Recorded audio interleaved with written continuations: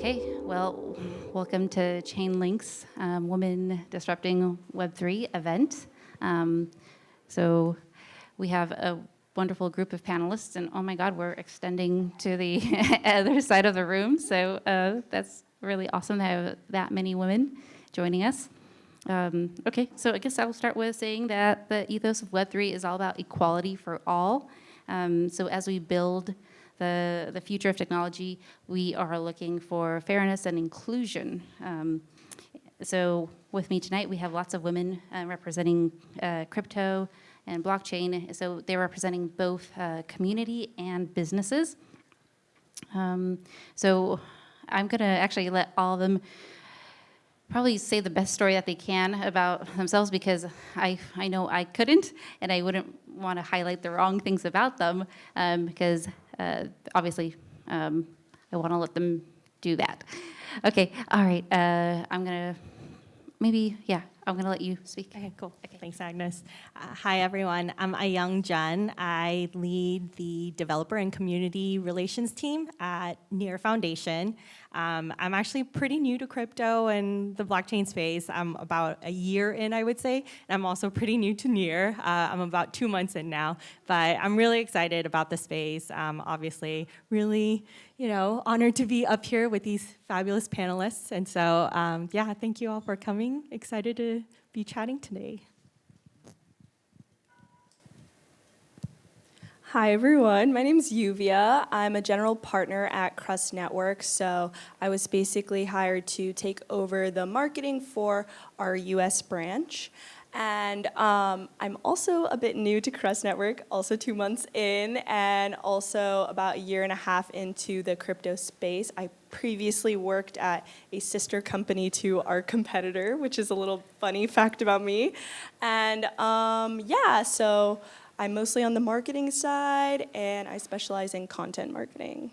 Yeah. Hi, I'm Marcella Cage. I am the organizer for CryptoMondays San Francisco. We have 77 chapters around the globe, and I run the San Francisco one. And I've been in the space for about 4 years.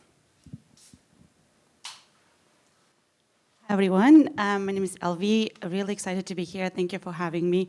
I'm actually at Chainlink, but ended up being invited here to speak yesterday. So really excited to be here along with you all, and thank you all for coming. So I work on strategy, ecosystem strategy and growth at Chainlink Labs. And I've been in the space since about 2017-ish.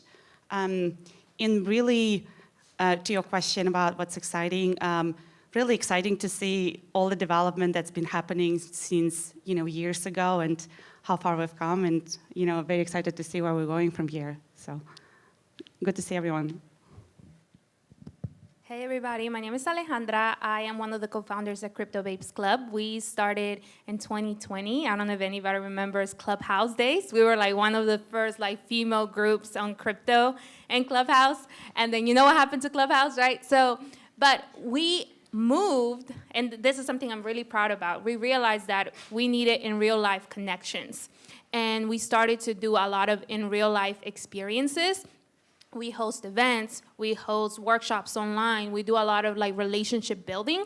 And we just did an event for Bitcoin Miami, we did one for Austin, Texas, we're gonna be in Toronto as well. So we're mostly focusing in Canada and the US, and we're getting our presence back up online, but we really do wanna focus on creating connections for women in the space and just building.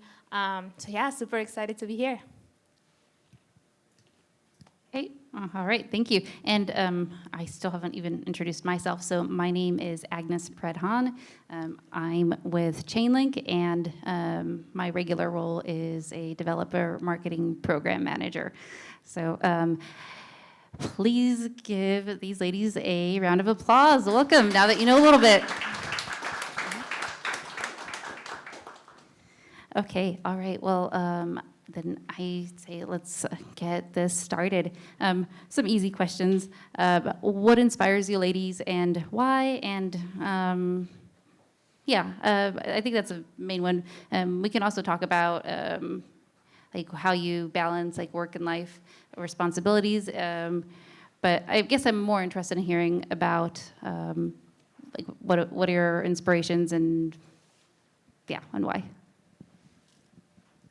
I'll start if anybody doesn't mind. So what really inspires me, so I actually, one of the core goals at CryptoBabes, we want to get more women hired.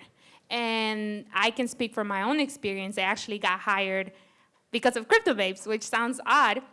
But I went to school, if you look at a lot of the statistics, a lot of women are not going to school for STEM, although there is a good amount. I went to college to be a teacher, right? Then I realized I had some visa issues and I couldn't teach. But I think that was a blessing. I graduated college, I couldn't work a regular job, so crypto gave me the opportunity to create my own job. So I started doing consulting, freelancing. I always had a passion for like talking to people. I'm a very talkative person. I enjoy posting reels on Instagram and doing stuff like that. And then I met my co-founder actually on Instagram. And we connected really well. We said, hey, we want to create. And at the time, I remember going to crypto events, and I would show up, and it was like a lot of guys that were like developers, and I'm like, well, I don't know how to code. I know about crypto, but I feel super intimidated like talking to them because I feel like I didn't feel like I could even get a job in crypto. And that's how I felt back then, a couple years back.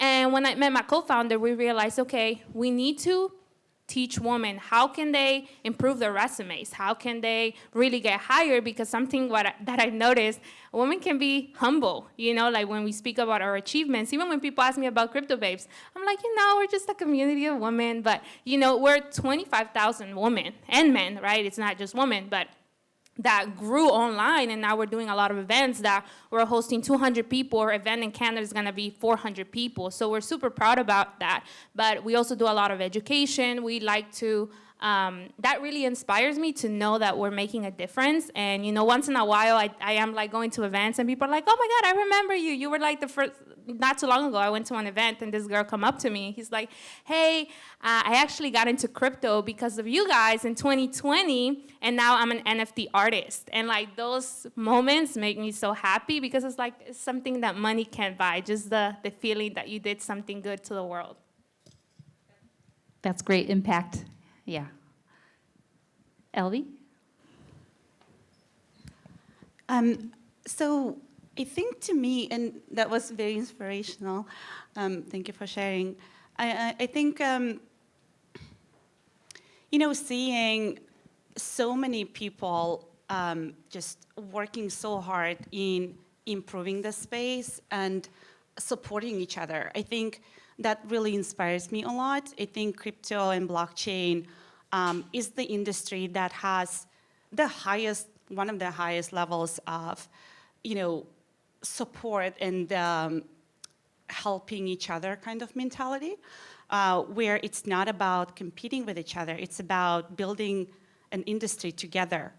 And that really is something different from anything I've used to seen before. And I think that also sets up a new kind of ethos for what the business, what the work, what the industry employment could look like, where we're really coming from a perspective of let's build something better together for a better future for ourselves and also generations to come. So yeah, I'd say that. So what inspires me is knowing that we are still so early. If you look at the S adoption curve of cryptocurrency, we're just right above early adoption, right? And if you look at the late 1970s, we had high unemployment. And meanwhile, you had Steve Jobs, who was building Apple. And you look at 2008, and we had a recession. Meanwhile, you had Satoshi Nakamoto building Bitcoin. And now the markets are down, and this is really, it's the time to learn, it's the time to build. And I think great things can come out of this time.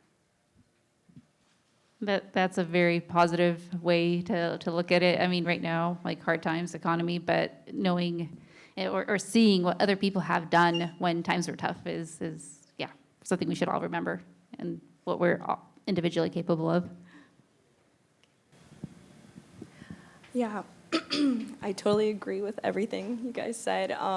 Something that inspires me about this industry is that I feel like because a lot of it's online and you can be totally anon, it kind of, in a way, people don't care as much about what your background is, and you can just feel free to do what you want and go for the opportunities that you want. I know so many people that they weren't getting any job opportunities in Web 2, and when they moved to Web 3, they started making a ton of money. But it's not just about the money, it's about having confidence in yourself. And like for me, when I was applying to Web 2 companies, I dyed my hair black because I was like, oh, I used to have purple hair, okay? So I dyed my hair black because I was like, I'm never gonna get a job with purple hair. And then when I got my job at Crust Network, they were like, oh, you should dye your hair green or something. That would be really crazy. So I really like the culture of Web3 and how everything's about like being yourself. I think for me, kind of to Marcella's point, I think the sheer possibilities and the potential of this technology and of all of the people who are in the space, but also the people who haven't gotten into the space, like just the sheer number of things that we haven't even tapped into. I think that's really inspiring. There's just so many possibilities, and we're so early, like to what you were saying. I think there's also the aspect of just like the people in the space, very much like, maybe it is because we're early, but there are so many people who are just so passionate and generous with their time and knowledge, and especially being someone who's fairly new to the space, like for the first few months, I was literally just going around asking people, and no one ever was like, oh, I'm sorry, I don't have time. They would literally sit with me and just explain anything that I had questions on, and that's really hard to find nowadays. I think a lot of people are so caught up in how busy they are and everything that they're working on, and so the fact that, these nearly strangers were willing to share their time and energy with me, I think it's just really inspiring right now, just the amount of passion and the possibilities. Okay, thank you, everyone so far. We'll move on to the next question. So looking back at your hard work and accomplishments, how have you built confidence and tenacity throughout your career to achieve such success? I can start this time. For me, I deal with like crippling imposter syndrome every minute of my life. And so I don't think I feel like I've, accomplished that much, but there are moments, those like little like glimmering moments where I'm able to like help someone, or they have a question and I'm able to answer it. And I think those are the moments when I'm just like, I was useful, but I don't know if I would say like I've made it or, successes. I think those are still things that I aspire to, so. Just one quick comment. Does anyone not have imposter syndrome? You can talk to us about it afterwards. Okay, all right, one person, great. Yeah. The guy in the back. I actually have a great joke for you. Where do men get their water from? A well, actually. And it's my favorite joke to make whenever someone mansplains to me.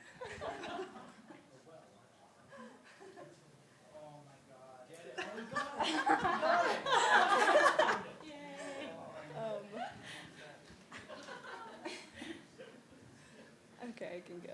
Yeah, I totally agree.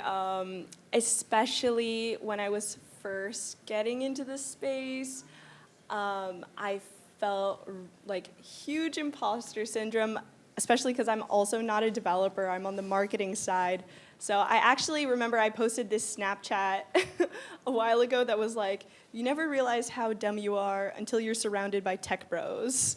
Like, I got really shy in the beginning because I had to learn so much, especially at Crust. Like, our product is really complex because it's all about like IPFS and distributed networks and all this stuff. So yeah, it was kind of a lot, but I think what helps me is my friends, like surrounding yourself with people that are gonna hype you up all the time. Because for me, like I have this tendency, I don't wanna brag about anything I do. I don't wanna tell people what I do either. But then my friends, like I'll be with my friends and then they'll be like, no, she did this and she did that. Like she's not saying enough about herself. That really like hypes me up and empowers me, I feel like. So yeah, I think it's about surrounding yourself with the right people. So I always say that whatever skills you have can be applied into a Web3 setting. For example, I have no technical skills whatsoever. If you ask me to code, I can give you zero, nothing. But for example, like I'm a good network builder, and so I have a Telegram, and there's over 630 people in there, and that's my skill that I bring to this space. The other thing is to know that be humble. You don't know everything, and if somebody says that they know everything, they don't, right? They might be really, have a lot of knowledge about cryptocurrencies or something, but they don't know everything. So it's everyone is learning, and that's the mindset I keep. I always listen to podcasts and try to learn new things that might not be in my area of expertise. Yeah, I think so. The question was, how did you gain tenacity and confidence, right? Yeah, like over time, I mean, you've had your success, and what have you done that kind of convinced you to have the confidence, and maybe, what kind of keeps you excited about and motivated about pursuing things? Yeah. Also, quick question: how many people here are actually in crypto industry right now? And in crypto industry now, and how many people are not yet, or not? Just not. Okay, yeah, that's great. So I think for me, I think confidence comes from just keep doing what you're doing and start seeing results. I don't think confidence can come because you keep thinking, I'm confident. That's not how it works. I used to think that could be the solution, by the way. I think confidence comes when you just doing what you're doing. Hopefully you're being very passionate about it. So, you're really putting 100% of all your effort into that and your time. And really, working. And then you start seeing results. And then the results kind of being a reflection to you that, hey, maybe I am doing well, and maybe I do deserve, to think of myself that I know stuff. So I think to me, it's about just doing work and then start seeing results, and then your confidence will grow from there. So. I think for me is celebrating the small wins that happen every day. That's something that makes me really happy. Even looking back, sometimes I just talk to one person, something that I'm super happy to do with CryptoBabes. I get to meet so many women and men. I get to meet so many people from all parts of the world doing so many amazing things. And sometimes you just meet that one person that you're like, wow, I can work with this person, or I can do this with this person. And that's a small win because you just built your network. That means you just built your net worth as well, right? So not only celebrating those small wins, but putting new challenges into me, right? I always ask myself, who do I want to partner with next, right? With CryptoBabes, we're all about bringing new projects, bringing education, right? At one point, I wanted to bring Near. We just recently worked with Near in Austin, right? And now I'm like, okay, I want to work with another project. Let me go look for them, right? I'll send them a LinkedIn message. If they ghost me, which happens, I'm like, okay, where are they located? Maybe I'll just show up to their event and they won't ignore me, right? Which is the other point that I like to do. Kind of like Marcella, I'm a community builder. I like to talk to people and knowing what your skill set is. And even in my background, I'm also in security. So I mix a good mix of technical, non-technical. A lot of my everyday is writing what the developer do in the team. I write it in terms that can be understood by the regular people. So that's my superpower. I'm able to make things that are complex, make it easier. So if you're somebody that doesn't code, you can make those things happen. And there's so much value because, if you're really, really advanced in crypto, if you're a developer, and you can ask them the simplest question, they'll give you a whole explanation for 30 minutes, and you're like, okay, and sometimes they're just overcomplicate yourself, and I'm all about, let's just make it simple. So confidence, celebrating the small wins is something that works for me every time. Okay, thank you everyone for sharing that. Okay, let's move on to our next question. Okay, whether for enterprise decentralized finance, NFTs, DAOs, or our ever-growing Web3 industry, our ever-growing Web3 industry continues to create new avenues of fairness and equality for all. So I wanted to know, what are your favorite tools, resources, or decentralized applications that you're using right now? I can start. We'll start in the middle this time. Yes. I'm actually part of a couple of DAOs, and for those who don't know, decentralized autonomous organizations. And we are raising funds through Choice DAO for reproductive health organizations. I come from traditional philanthropy, where we get our funds from an endowment. So this is a new way of raising funds and also building a community that then decides where the funds are distributed to. And I think that's a beautiful use case for the future of organizations in philanthropy. Yeah, so actually, have you guys heard about the program called Startup with Chainlink? So Startup with Chainlink is an initiative that was launched fairly recently at a company where, the founders, the people that are building initiatives or projects come together as a community. We do have AMA sessions, webinars, answering questions, what jurisdiction to launch your company or how to build a good community. Go to her for that. So it's a great initiative to really step into the blockchain space as the founder or as the builder, as someone who wants to start an initiative or project. And we do have a lot of women and men there. So I highly encourage you guys to check it out. It's a great program. And yeah, let me know if you guys have any questions about that too. There's two applications that I really like. One is Coordinate. I'm sure some of you, if you're in a DAO or working in crypto, you might be familiar with Coordinate. What basically does, and what I really like about it, is that people can, let's say you are, especially if you're a freelancer, if you're a contributor, if you are like trying to get a job in crypto, I think you should start freelancing. That's like the best way to like break in. That's how I break in. I started writing, and then they like me and they say, hey, we want to have you full time, right? And what happens with a lot of these coordinates is that you enter their ambassador program, but if you're in a DAO, who decides how much you get paid? That's like a tricky question because the community should decide, right? So basically what happens with Coordinate, you say with the whole ambassador program, hey, I did this month, I did this month, and then as a collective, they give you points, and according to how many points you get is how much you get paid. So it kind of becomes as like the community, not the team, is voting on how much you get paid based on your contribution. And then the team could still have a say on like, this person did a lot this month. But it's really cool. I really like that idea of Coordinate. The other thing that we're exploring with CryptoBabes is social tokens, and how can we give tokens to people in the community that are more active. Like if you host an event, you get allocation of tokens. Or if you, you contribute to the community, especially if you are a project that, CryptoBabes is more on the nonprofit side. We're not fully monetized yet, but at some point, how can we allocate some type of tokens for people that are contributing? So those are two things that I really, really like. So yeah, check them out. Okay, so I love that you guys brought up DAOs because Crust Network's actually a DAO as well. And we also have similar thing where we have like community bounties, and our community can propose projects and they can build them and get coins in return.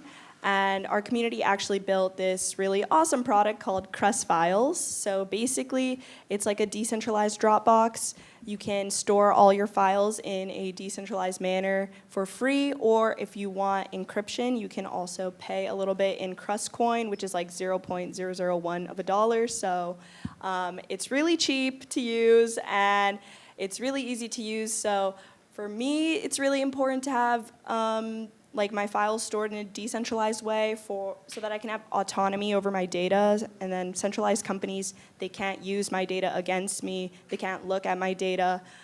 So yeah, having your data decentralized just basically means instead of having everything you digitally own in one server somewhere that a big company owns, you have your data spread all out throughout the world in random servers. So it's really great because then you now have ownership over your own data. There's not one person that can tell you, no, I'm not going to give you your data anymore. So that's why, decentralizing your data is important. So if you guys want to use Crest Files, it's 100% free. Awesome. I'm going to have to check that out. So for me, I have the privilege of being on the NEAR Foundation. And so we kind of work through all of the grants and work with various projects that want to build on NEAR or partner with NEAR. And so it's kind of like a collective of everyone and what they were all saying. I get to see all of these really cool projects come through. And I think there's a lot to say in terms of just projects that really increase empowerment and just giving people access to this entire world that used to be very much like pay to play, right? Like if you didn't have crypto, well, guess what? There isn't much you can do, but now there are so many ways to get involved. So like some things that I'm really bullish on are like learn to earn, play to earn. I think there's a lot of cool games that are being developed. And then for me personally, like I've had a lot of health issues throughout my life. And so healthcare is something that I'm very bullish on. And so to Marcella's point, I think there's a lot of potential in terms of what we can do with the technology and just like the healthcare space in general. So. Okay, thank you. Hey, I'm going to stop for a second here. Kevin, so we're running a bit behind, and is it okay if I extend our Q&A time for another 15 minutes? Or not, I mean, not Q&A, but our regular. Okay, great, sounds good.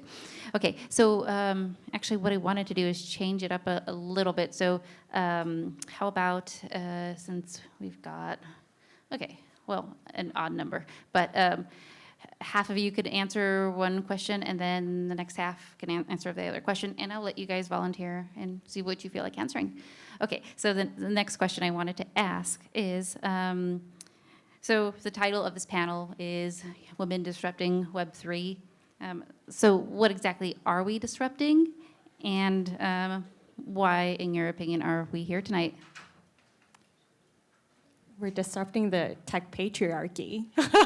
Sorry. But I do think there is an aspect of, tech in general has just been such a male-dominated field, right? And, from the perspective of I support a lot of developers in my role. And so a lot of times I'm working with men constantly, and I think there is something to be said for because a part of tonight, the discussion is around mass adoption, right?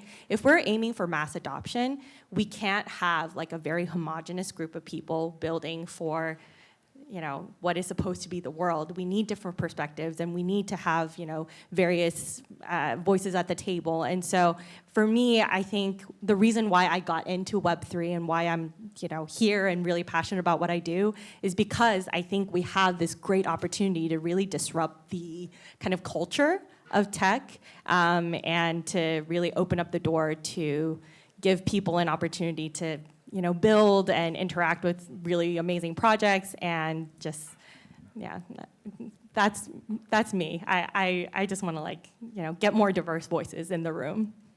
And I just want to throw in a quick statistic. Research was done by Pew Research this year that showed that 10% of women have invested in cryptocurrency and 22% of men have. So that's, less than half. That's crazy.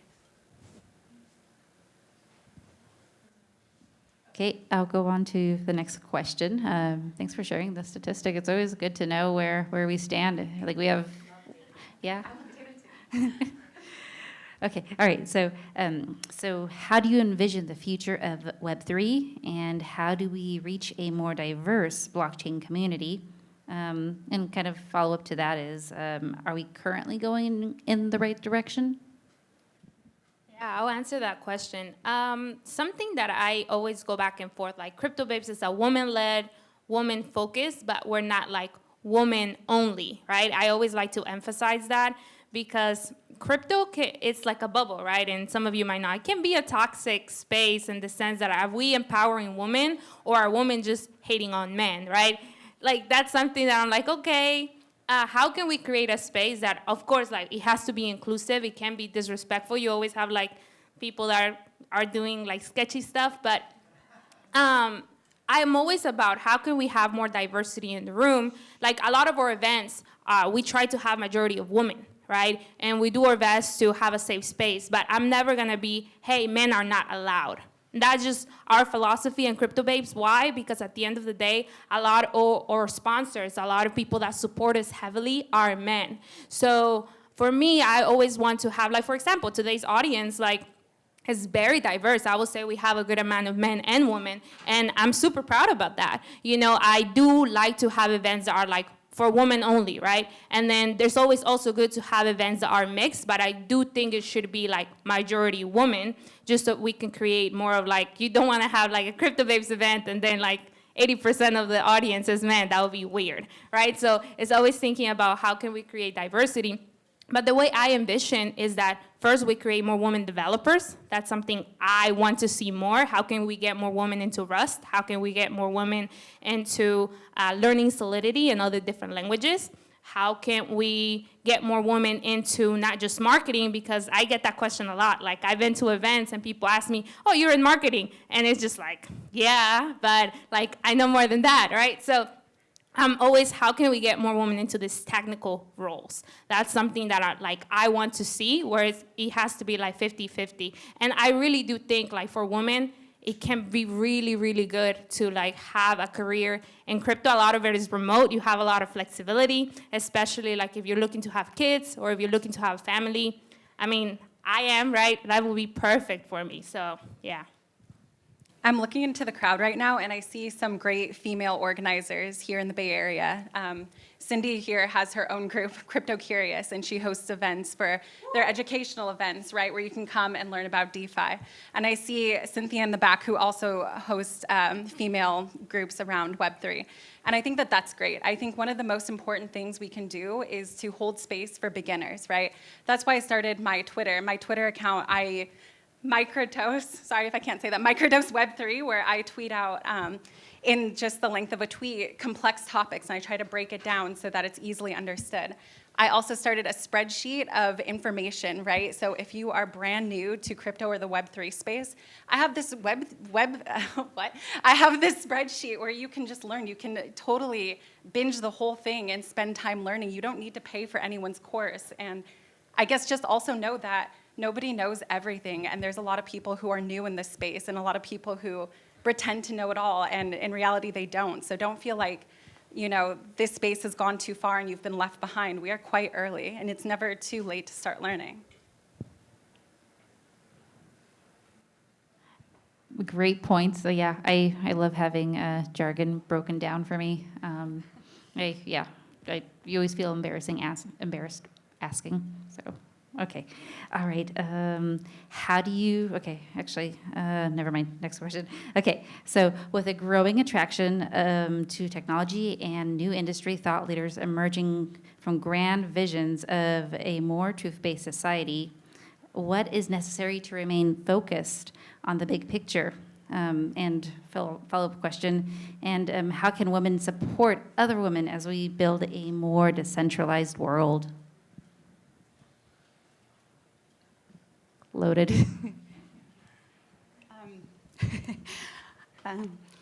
Yeah, I think, well, I really deeply respect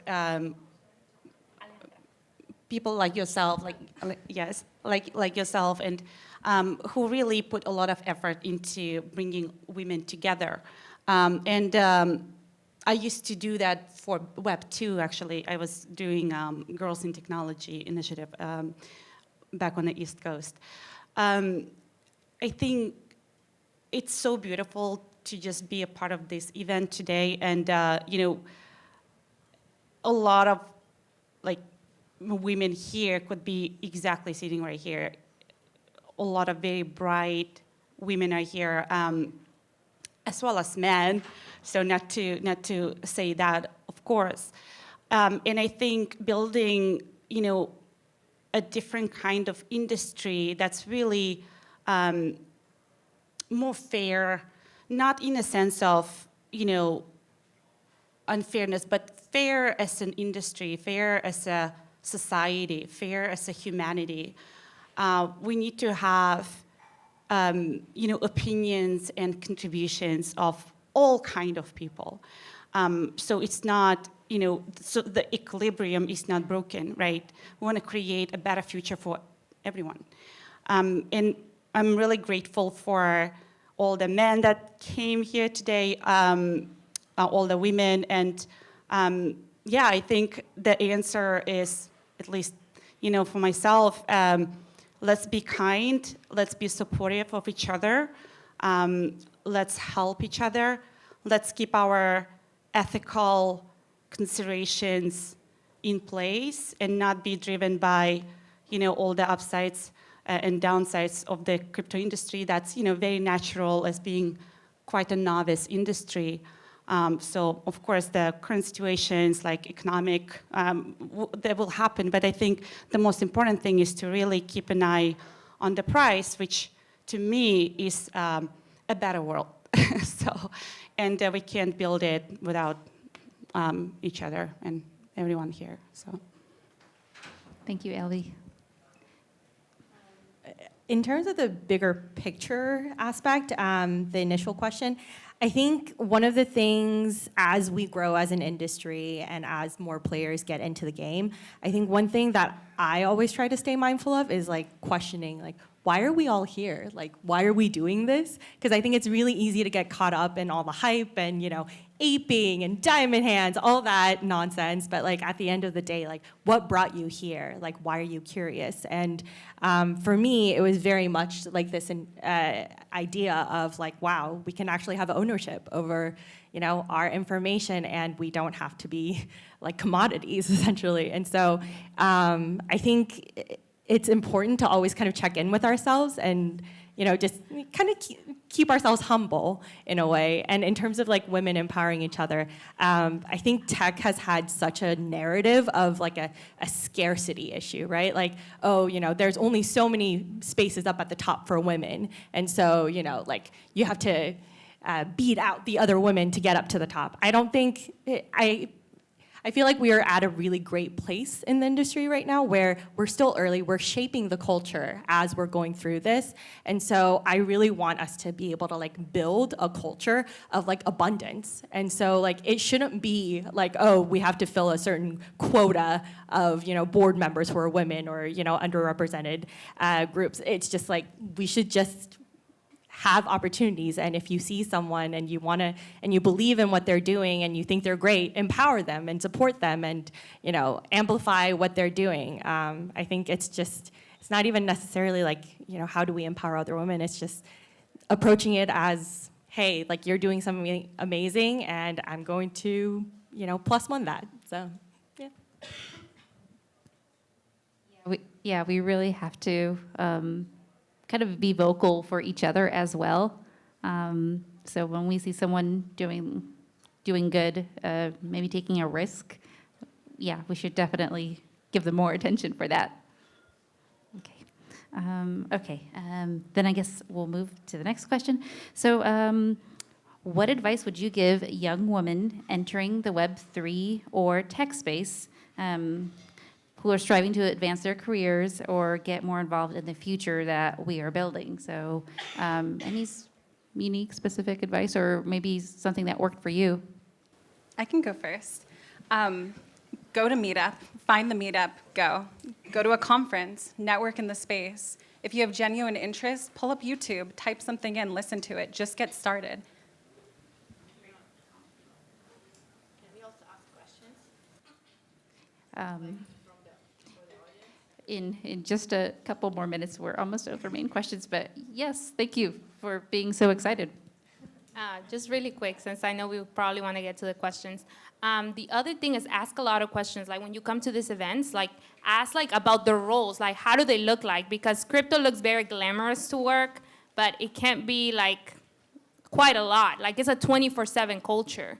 So you have to be willing to am I willing to take those hours, right? Especially if you have a decentralized team, you might have to meet with somebody at 11 p.m., like me, right? 11 p.m. and it's their morning time because it's the only time that works. So you have to ask yourself, okay, what are they doing? How does their everyday look like? Are they a developer? Like, how long do I have to code? If they're doing marketing, when are the best times to tweet? Like, things like that. Like, ask questions about the roles. And honestly, just shoot your shot. Like, are you hiring? Are you hiring? Are you hiring? Join the Telegram group chats. Literally, even right now, the market's down. People are hiring like crazy. But I will tell you a secret. The best crypto jobs are not on LinkedIn. They're in networks. They're in the Telegrams. So join the Telegram. So if you're not on Telegram, make one right now and I'll add you to like 10 group chats that do jobs. Like literally come to me and I'll add you to like a bunch of group chats. I literally have like 20,000 unread messages right now. So this is how much on Telegram I am. So. Can I just add one thing to that? Even if you don't have a technical background, your skills are still needed in this space, right? I was just at a conference this weekend, and everyone it was an all-woman conference, and all the women who were working in crypto, a lot of them were ops, they were the operations of the team. And so whatever skills you have, they are applicable in this space. Yeah, actually, I want to piggyback off of that because something that Alejandra said earlier was like really resonated with me was that people always ask her, are you in marketing? Because people always, when I go to conferences, people always ask, they walk up to me, they're like, oh, what's your role, marketing? Marketing? So, and in the beginning I was kind of offended by this because I was like, well, why do you think I'm marketing? Maybe I can code too, okay? But actually, I think it's really important that we start valuing marketing roles more because, yes, there is a lot of women in marketing, and marketing is what brings the money to the table. So just because it's a women-filled role right now doesn't mean that it's any less important than developers. Like, a lot of the Web3 companies right now, they're being almost run completely by developers, and a lot of developers, they talk a lot of about like people that are non-technical and they're like, oh, they don't know what they're talking about, blah, blah, blah, blah, blah. And then I look on their Twitters and it's just bots everywhere. Bots farming. Like, this is such a big problem. Honestly, if you can do social media audits, go on their social media, see, is it bots in the comments or are these real comments? If you can identify that there are bots there, you can send them a DM and say, look, you have this many. You can actually put their social medias in websites online, figure out how many bots they have on their account, and send it to them. Say, this is how many bots you have, okay, and this is what I can do for you. You can get a job like that very easily. There's so many people that are doing freelance social media content making, and they're making a lot of money. You can charge like $5,000 a month just to run someone's Twitter account, seriously. So, but yeah, just to piggyback off of what they said as well, like, just go to events and meet people. That's exactly how I got my job. I just started going to events. I was really shy at first to like go and talk to random people. But like, you really just have to go because like, think about it, like, what would a man do? That's what I tell myself, like, what would a man do? Like, they would just like go up to someone and just introduce themselves. And they would just start bragging. And they would just start mansplaining something, right? So just do that too. Like, you don't have to mansplain, but you can just go up to someone, oh yeah, I've done this, this, and that. Like, what do you do? And I mean, these are networking events, so people are really used to it. So don't be scared. Just go for it.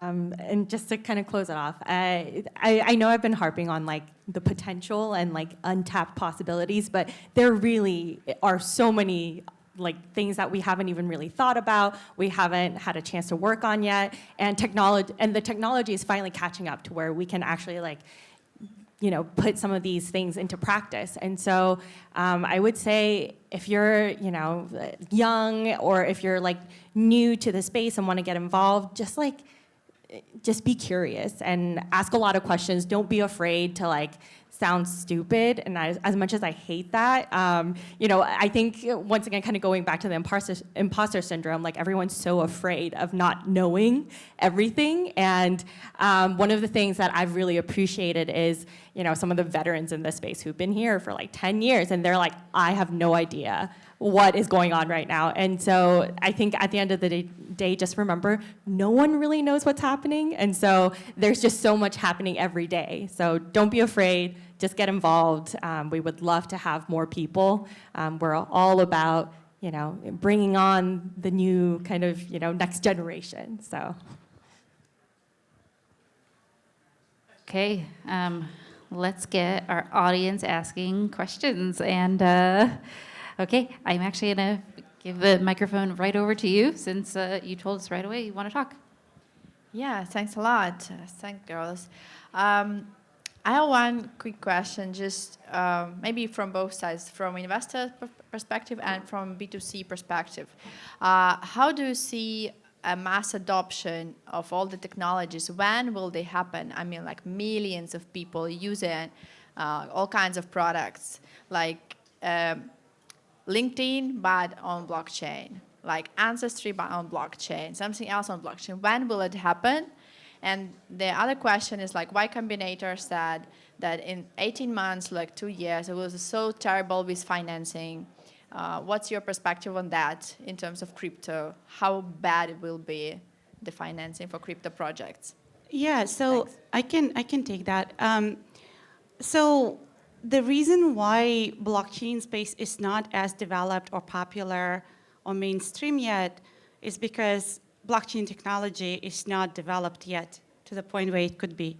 So think about Web2. Web2 took about 15 years to really get to where it is now, right? And at that point, they were now, obviously Ubers and Facebooks was really, kind of recent. At that time, it was like HTTP and, all those. And there was no AWS, so you had to have, like, literally database on your laptop if you wanted to launch a product. So we're kind of like at that stage right now for Web3, which I'm actually very actively working on to get Web3 to that spot where we can start launching, great products that are very user-friendly. Right now, as you guys, most of you know, it's not really user-friendly.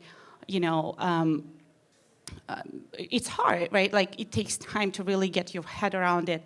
So I'd say that I think the infrastructure is just not there yet. But we're working hard to get it there day and night. Sometimes with calls at quite late. So decentralized teams. But yeah, I'd say that's my perspective on that. I can add on to that. So Wells Fargo, their investments arm, released an article recently that said that we are at 1990 level internet rates. So we're following the internet curve very closely. And so we're at 1990 level. So think about what the internet looked like in 1990, right? I mean, it's evolved and it's grown so much, but we are actually very closely following that curve. It's quite fascinating. And about investment, like from Y Combinator said, like, guys, you should raise right now or it's gone. Like.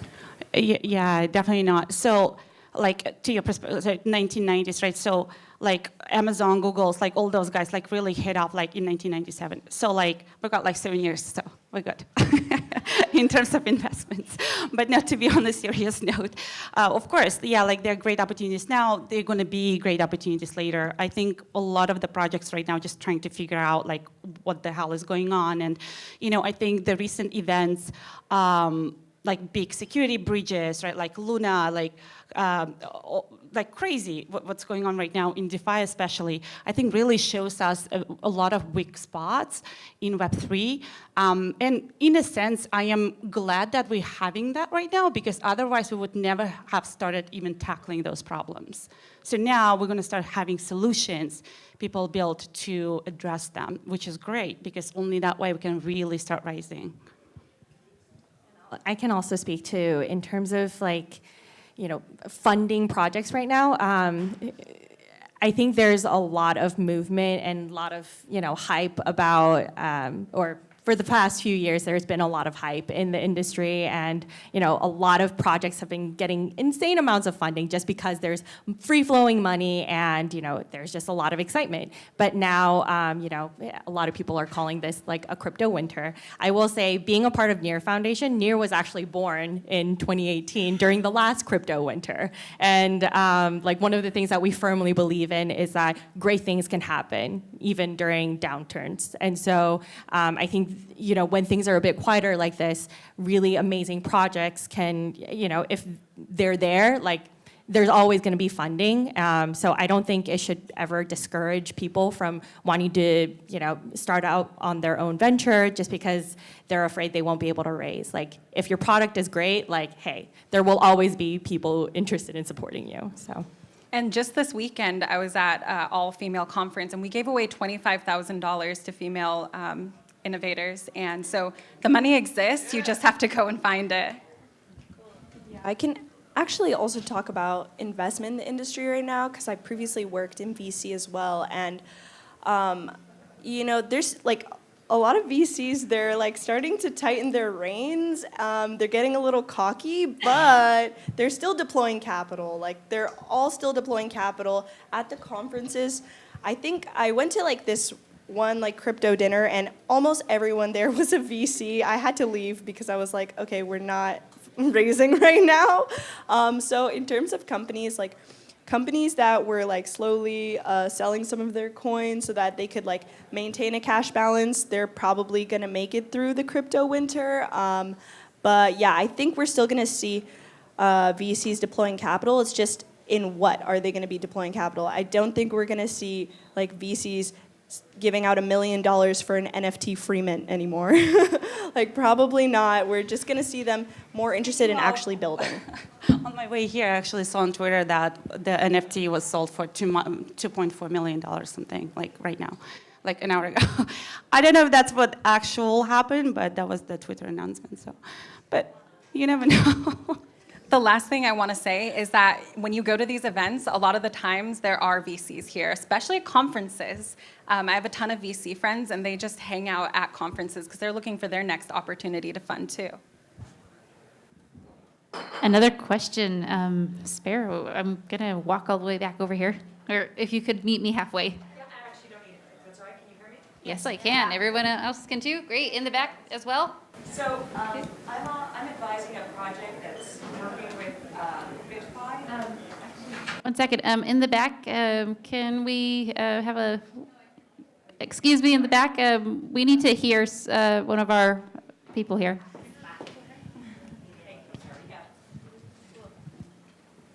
Hi, everybody. I'm Sparrow Rogers, and I'm an investor in this space, but I also sit on the board of charitable projects that are trying to advance themselves through Web3. And one of the projects I'm working with is actually trying to combine FitFi with a DAO governance structure to incentivize walking your dog.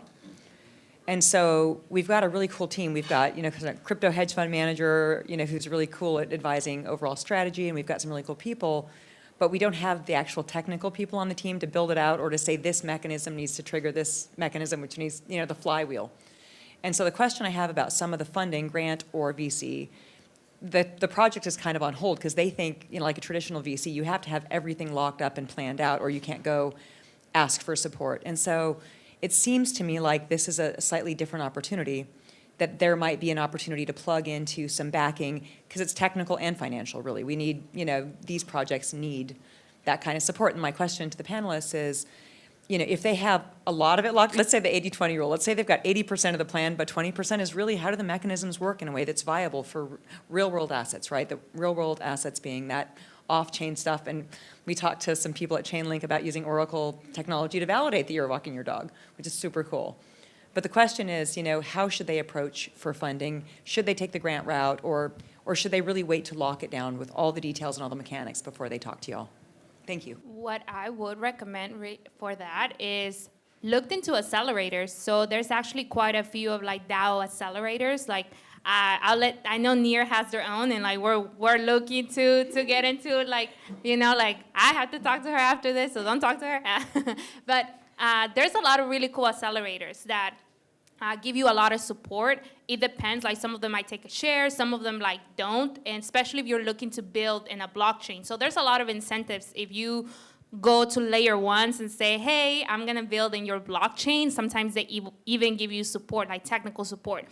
Sometimes like support can look many different ways. Are you looking for funding, or are you looking for technical support? Even like our team, we were looking to go the DAO route. We were looking to go into an accelerator, and they were offering to give us technical help, which was really, really awesome. So I would recommend that. I don't think you need to have like everything. Even projects that say they have everything, they really don't.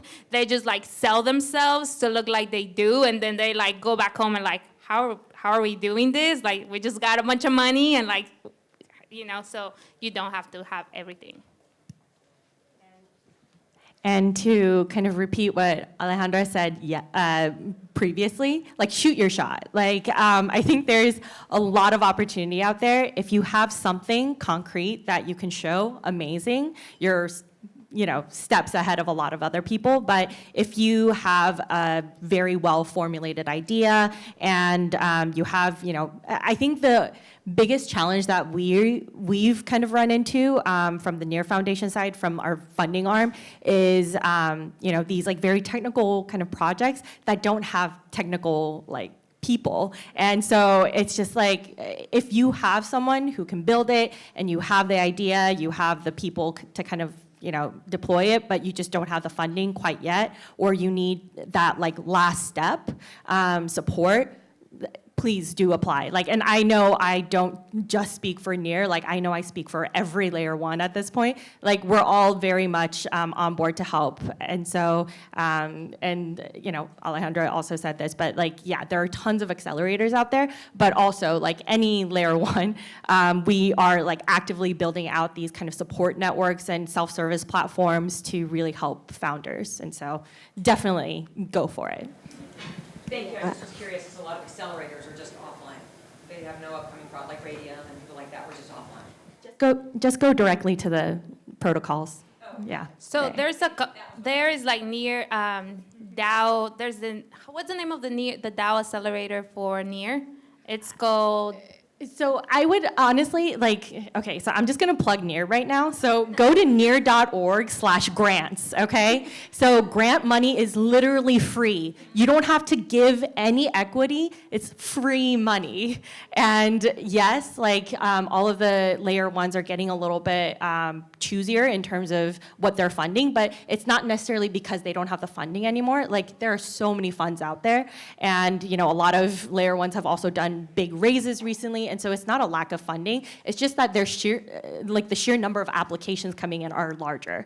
And so it's not that there's not enough money to go out. It's just the influx of interest is, outweighed by the actual amount of money. And so I would say definitely, take advantage of the fact that there is this free money. Check it out, near.org/grants. So I want to plug Crust really quick because we also have an ecosystem fund. So yeah, because we're also layer one. So if you store your company's data with Crust, then you can also join our ecosystem fund. It's called Infinity Labs. But unlike Near, we do take some equity. But yeah. You've got a question. I want to give you the microphone as well. Thank you. So I'm actually early stage VC myself, investing and exploring a lot of industries, including Web3. So on the panel, there's obviously you guys, a bunch of women who really experience in working with developers, helping build the ecosystem with different layer one foundations. So I want to know from an investor perspective, what are some of the things that you from your experience, what are some of the things that you need to be aware as an investor or as grant giver or as ecosystem builder you need to be aware of with working with Web3 builders? Because from my experience, Web3 builders, engineers, are slightly different from the traditional Web2 builders. So just want to hear some of your experience, something that we need to be cautious of as investors. Something really quick, make sure they have some type of security background. A lot of projects are getting hacked right now. A lot of projects, and some of them, the funniest thing, well, not funny, but still they will get an audit and get hacked because of Web 2, like a phishing attack, or they will get audited, bug bounties, they'll have all of these things done, and then the exploit is Web 2, right? So you need to really make sure they have, and I work in security, so I would just say make sure they have an understanding in security, they're taking the right steps, because a lot of VCs have lost money because of all this exploit. So just make sure they have a strong background on that, and talking with developers is like definitely, if you're like, I'm a very social person, like something that I have to do is like match my energy, like mirror with them because I can be like a lot, right? So it really, you're right, like Web2 developers and Web3 developers. I think Web3 developers are more quirky, so, which is a cool thing, you know, it's just like getting to know them. I think that's really important. And I think looking ahead in terms of, you know, obviously we're here and we're talking about how do we get more people interested in building in Web3, utilizing Web3 technology. And so I think looking ahead, as you're looking through potential investments, for me, it's very much about like who's the team and why are they doing this, right? Like I think, especially for like the last few years, there were a lot of people who just got into it because they were like, there's so much money, I'm gonna get in and see how much I can get. And like, I personally have not seen this, but I've heard of projects that would just apply to all the layer ones just to see what they can get. And you know, obviously that's not great. Like that's not what we're here for, right? Just like keep yourself humble, keep asking yourself, why are you doing this? And so I think it's really important to kind of like look at the team and really like analyze like why are they trying to do this project? Yeah, and I think I touched on this earlier, but making sure there's someone on their team that's actually dedicated to doing marketing, because a lot of developers love using bot marketing. I don't know why, but they're like, oh, I can just code up this bot and then it will just send a bunch of mass emails to people or DMs on Instagram. Like, a lot of this stuff is not sustainable, and if you start off your like Twitters or TikToks or whatever accounts with bot followers, you're just gonna gain more bot followers. Like you're never actually gonna gain real community. So yeah, I think right now the space has gotten like an influx of so many companies that are exactly the same. If you're not doing good marketing, you're just not gonna make it at this point. I think to me, it really comes to a team, and you know, if they have a background in that, that's really good in what they're doing in that specific domain expertise. If not, to me, it's really important. Do they actually care? Do they have the passion? You know, I love supporting founders that cannot stop talking about their product. You know, like you're at a dinner with them, like it's like 8 p.m. like Friday, and they keep talking about their product, and I'm like, I want to invest in you because I know you're gonna make it happen. You know, you're not there for something else, and yeah, I think that's like a very big piece for me. And then another thing is that the founders know each other, know each other for some time, and not just met, you know, a month ago on the hackathon. Although that could be a good story too, but I tend to think that, you know, founders really need to go through difficult times together. Excellent points from all of you. Okay, last question over here from gentlemen. So, Kevin, can we take more questions, or should we? Okay, two questions. Okay. Okay. So one of my questions relates to one of the points that was mentioned before, which talked about how crypto is growing sort of like the web in the sort of 90s. Well, that sort of sounds a bit sort of concerning to me, since, well, at the end of the 90s, there was the dot-com bubble, which crashed.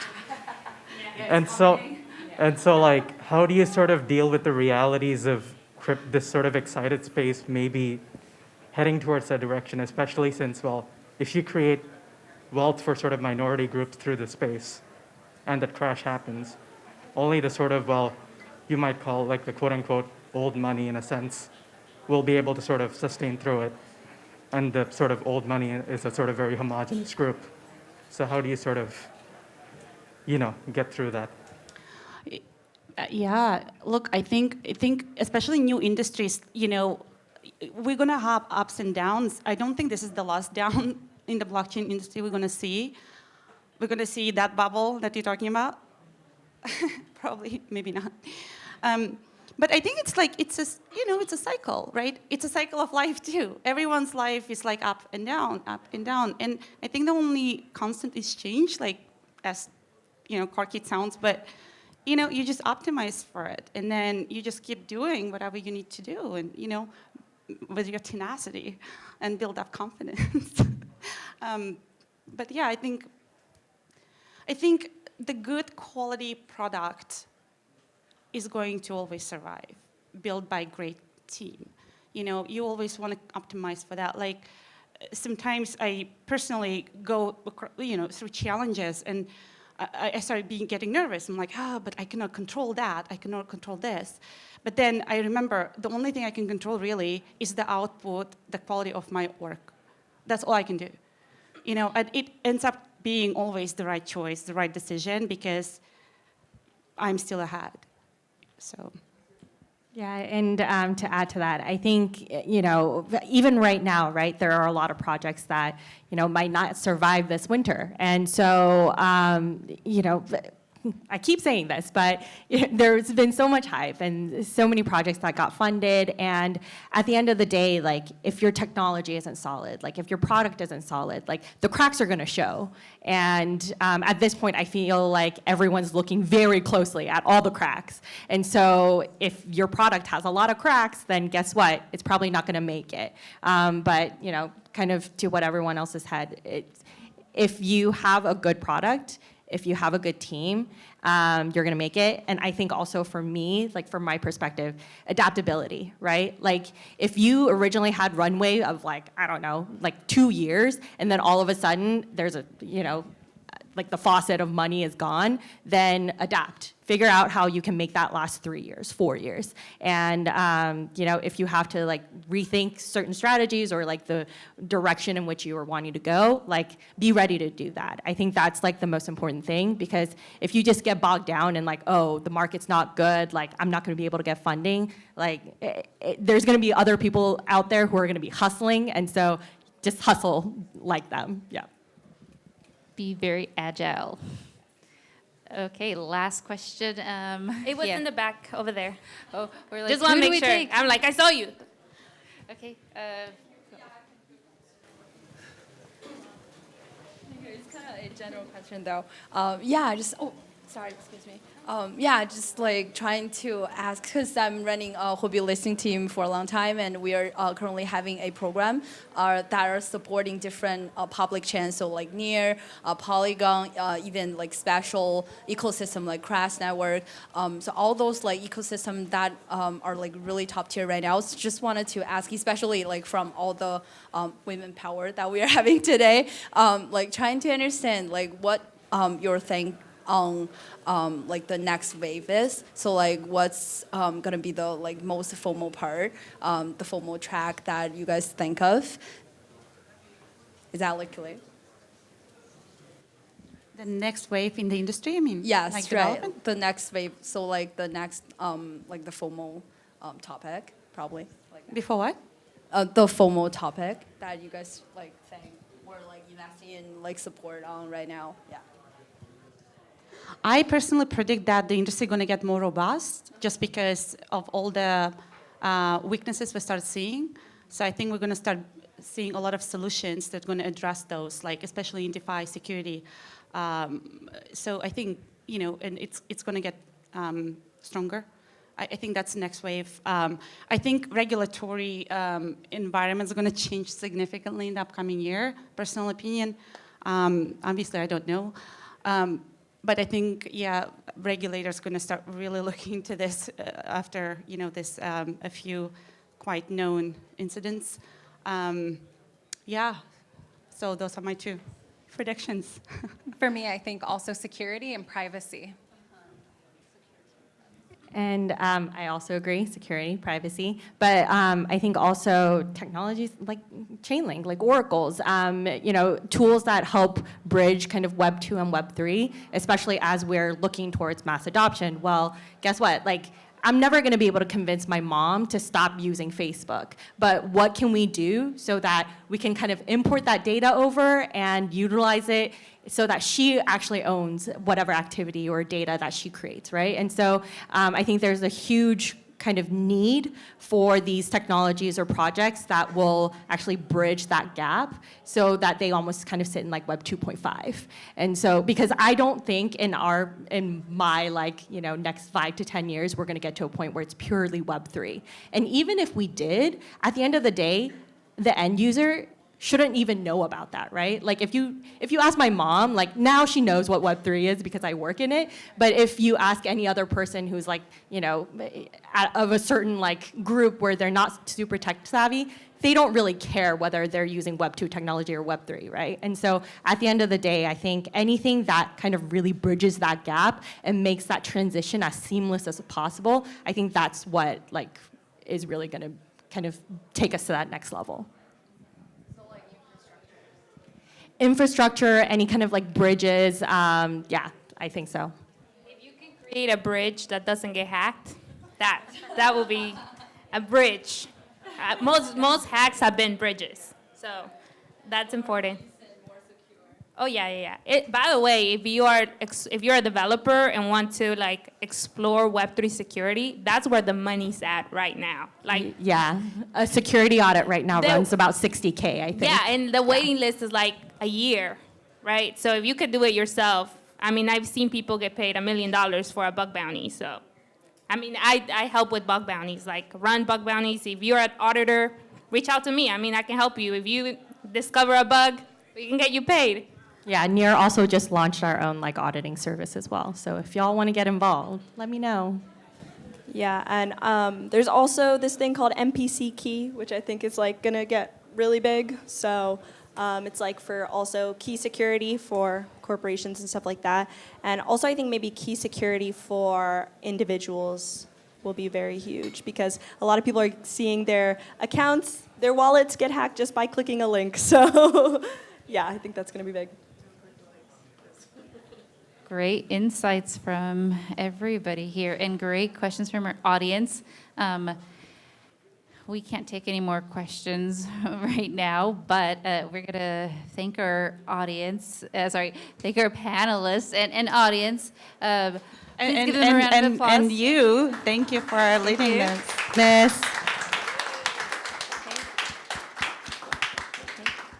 And I guess what you can do is ask them individually now. You're free to run up to them, not too close, but please, you guys can continue questions and have our networking session